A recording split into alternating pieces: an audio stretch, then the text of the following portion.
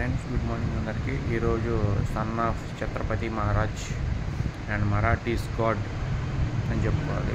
సంభాజీ మహారాజు 368th birthday.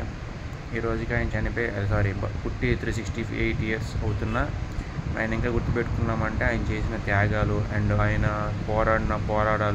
పోరాటాలు and ఆయన చేసిన ఫ్రీడమ్ స్ట్రగుల్ అండ్ మొఘల్స్ నుంచి మనల్ని కాపాడిన తీరు ఎన్ని చిరస్మరణీయం అన్నమాట. మొఘల్స్ అయిపోయాక బ్రిటిషర్స్ వచ్చారు. బ్రిటిషర్స్ టైంలో అయితే ఈయన లేడులే, మొఘల్స్ టైంలో ఉన్నాడు శివాజీ మహారాజు కానీ ఈయన కానీ. మొఘల్స్ టైం 757 అనుకుంటే అంతం అయిపోయింది. అప్పుడులోపు వీళ్ళిద్దరు అయిపోయారు, అంటే మొదలిద్దరు చనిపోవడం కానీ పుట్టడం కానీ అయిపోయింది. సో ఛత్రపతి శివాజీ మహారాజు కొడుకుగా ఛత్రపతి సంభాజీ మహారాజు ఎంతటి గొప్ప వీరుడో ఎంత గొప్ప ఫైటరో మనం చాలా సినిమాలు చూసాము. అండ్ మన డేట్కి కూడా ఛత్రపతి శివాజీ మహారాజు గురించి చిన్నప్పటి నుంచి చాలా స్టోరీలు చదువుకున్నాం. సంభాజీ మహారాజు గురించి తెలియని స్టోరీ మొన్న చావా సినిమాకి బయటపడింది అనమాట, ఆయన కొడుకు గురించి. సో జోహార్ సార్, అమర్ రహే, సెల్యూట్ యూ.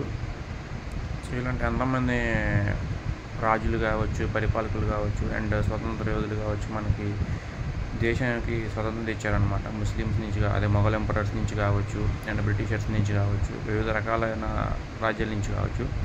సో మనకు వాళ్ళు ఇప్పటికీ రుణపడి ఉండాలి. సో రుణపడి ఉంటారని ఆశిస్తున్నాను. ఎగ్జాంపుల్ రాణి రుద్రమదేవి గారు కావచ్చు, ఝాన్సీ లక్ష్మీబాయి గారు కావచ్చు, ఇట్లా చాలామంది బ్రిటిషర్స్ మీద పోరాడారు. ఈయన మొఘల్ ఎంపరర్స్ మీద పోరాడారు, ఈయన కానీ శివాజీ మహారాజ్ కానీ ఇట్లా అనమాట. ఇదనమాట. Thank you so much.